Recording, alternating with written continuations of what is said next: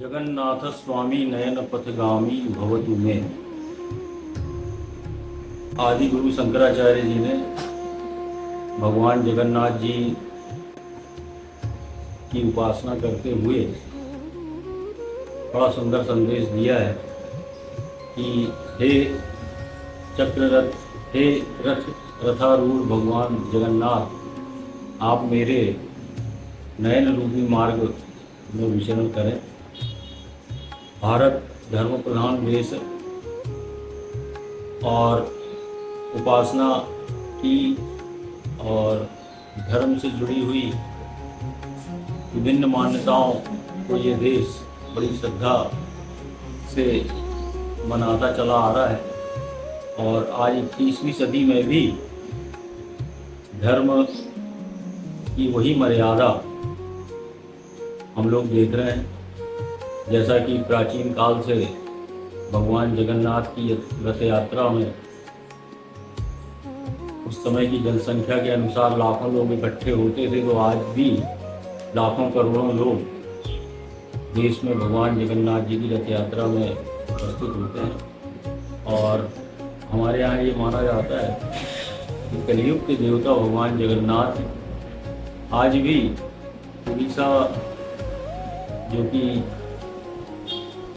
सागर के किनारे स्थित है, वहाँ भगवान जगन्नाथ का जो दिव्य मंदिर है और आदि शंकराचार्य जी के द्वारा स्थापित 4 पीठों में से पूर्वामनाय पीठ, वहाँ गोवर्धन पीठ स्थापित है। तो भगवान के चमत्कार और भगवान का जो वैभव है वो आज इस 21वीं सदी में भी पूरा विश्व देखता है। और देश विदेश में भी भगवान जगन्नाथ की रथ यात्रा न केवल भारत में बल्कि हम देखते हैं कि सुदूर दूसरे देशों में भी ये आयोजन किया जाता है। विभिन्न वैष्णव संप्रदाय भारत में है, उन संप्रदायों में भगवान जगन्नाथ जी वैष्णवों, शैवों और जितने भी संप्रदाय हैं उन सब की एकता का कार्य आज इस कलयुग में भगवान जगन्नाथ करते हैं। आदि शंकराचार्य जी ने जो पंचदेवोपासना का सिद्धांत दिया है उसके अंतर्गत भगवान जगन्नाथ भगवान विष्णु का प्रतिनिधित्व करते हैं।